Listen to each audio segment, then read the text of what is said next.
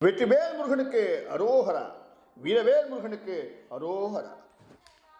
நேற்று ஒளியில் மிக விமர்சையாக நடைபெற்ற சிவன் பார்வதி திருமணத்தை பற்றி நாம் விரிவாக பார்த்தோம். இப்பொழுது கந்தபுராண உரையின் மிக முக்கியமான தருணமான கந்தன் திரு அவதாரத்தை இன்று பார்க்க இருக்கின்றோம்.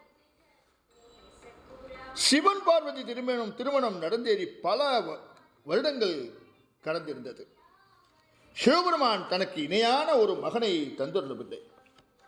காலதாமதமாகிக் கொண்டிருக்க இந்திரனும் தேவர்களும் மிகவும் வருத்தப்பட்டார்கள். எனவே அவர்கள் ஒரு சிவகுமாரனை வேண்டி பிரம்மன், திருமால் போன்றவர்களை அழைத்து கொண்டு ஈஸ்வரனிடம் சென்று முறையிட திட்டமிட்டார்கள்.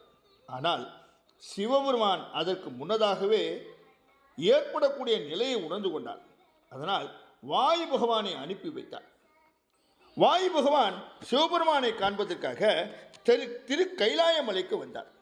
ஆனால் நந்தி தேவர் அவரை உள்ளே செல்ல அனுமதிக்கவில்லை. திருப்பி வெளியே அனுப்பிவிட்டார்.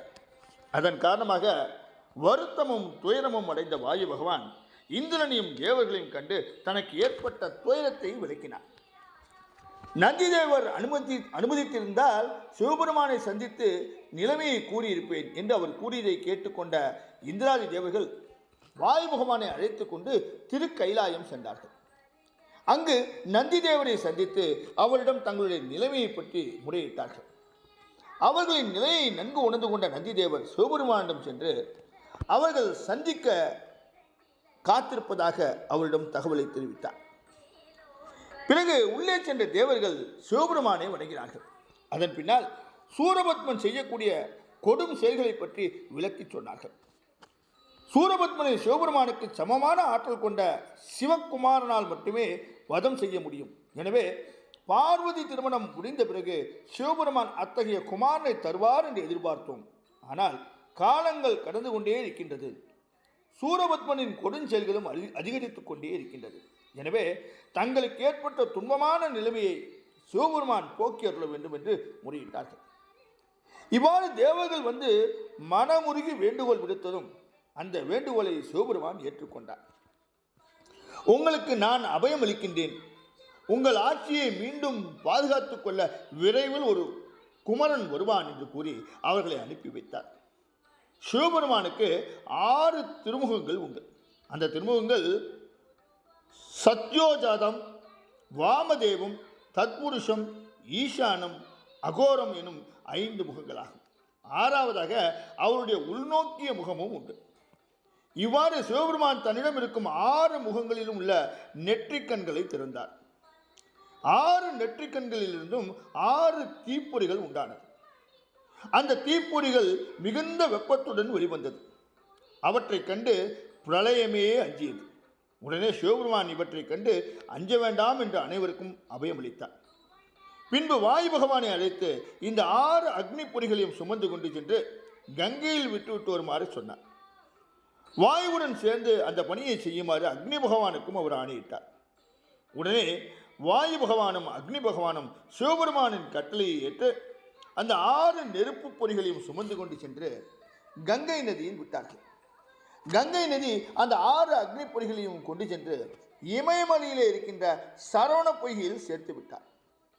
சரவண பொய்கையில் இருக்கின்ற 6 தாமரை மலர்களில் 6 அக்னி பொறிகளும் பரமசிவ ஜோதி வடிவமாக திருமேனி வடிவம் எடுத்தது.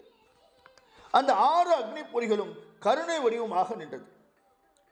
6 திருமுகங்களும் 12 திருக்கரங்களும் கொண்டு இந்த உலகம் முழுவதும் நல்வாழ்வு வாழ்வதற்காக முருகப்பெருமான் திருவாவதாரம் நடந்தது. சரவண பொய்கையில் 6 தாமரை பூக்களில் 6 குழந்தைகளாக வளர்ந்த தீப்பொறிகளை கார்த்திகை பெண்கள் 6 பேர் ஆணுக்கு ஒரு குழந்தையாக தத்தெடுத்துக் கொண்டார்கள். ஒவ்வொருவரும் தாங்கள் ஏற்றுக்கொண்ட குழந்தையை மிகுந்த பாசத்தோடும் பால் கொடுத்து சீராட்டுக்கள் செய்து தாளாட்டி மகிழ்ச்சி அடைந்தார்கள். இந்த குழந்தைகளும் தங்களை வளர்க்கும் கார்த்திகை பெண்களுடன் மிகுந்த பாசத்தோடும் அன்போடும் பழகி மகிழ்ந்து வந்தார்கள். ஒரு முறை சிவபெருமான் தன் மனைவியான பார்வதி தேவியை அழைத்துக் கொண்டு சரவண பொய்கையில் வளரும் தன் குழந்தைகளை காட்டுவதற்காக அழைத்து வந்தார். பார்வதி தேவியை பார்த்ததும் அந்த குழந்தைகளுக்கு அம்மையை பார்த்த ஆனந்தம் வந்தது. உமாதேவியை தேடி ஓடி வந்தார்கள். பாசமிகு தாய் பார்வதி தன்னை நோக்கி ஓடி வரும் 6 குழந்தைகளையும் தன் கைகளால் ஒரு சேர அணைத்து தூக்கிய போது அந்த குழந்தைகளின் 6 உடலும் ஒரு உடலாகிவிட்டது. உடல் ஒன்றாகிவிட்ட போதிலும் அந்த குழந்தைக்கு 6 முகங்களும் 12 விழிகளும் 12 தோள்களும் பெற்று அவர்கள் சிறப்பாக விளங்கினார்கள். அழகுமிக்க அந்த குழந்தையை முருகன் என்றும் கந்தன் என்றும் பெயரிட்டு அன்னையும் தந்தையும் வாழ்த்தி ஆனந்தமடைந்தார்கள். சிவபெருமானது நெற்றிக்கண்ணில் தோன்றிய தீப்பொறிகளை கங்கை நதி கொண்டு போய் சரவண பொய்கையில் சேர்த்ததால் முருகனுக்கு காங்கேயன் என்ற பெயரும் உண்டானது. அத்துடன் சரவண பொய்கையில் 6 குழந்தைகளாக அவன் வளர்ந்த காரணத்தால் முருகனுக்கு சரவணன் என்ற பெயரும் உண்டானது. கார்த்திகை பெண்கள் 6 பேர் அவனை தூக்கி வைத்து தாளாட்டி பாராட்டி வளர்த்ததால் அவனுக்கு கார்த்திகேயன் என்ற பெயரும் உண்டானது. அத்துடன் 6 முகங்கள் கொண்டு அவன் சிறந்து விளங்கியதால் அவனுக்கு சண்முகம் என்ற பெயரும் உண்டானது.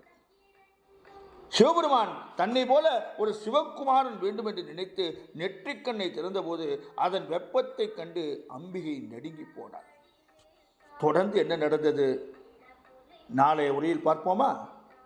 வெற்றிவேல் முருகனுக்கு அரோகரா, வீரவேல் முருகனுக்கு அரோ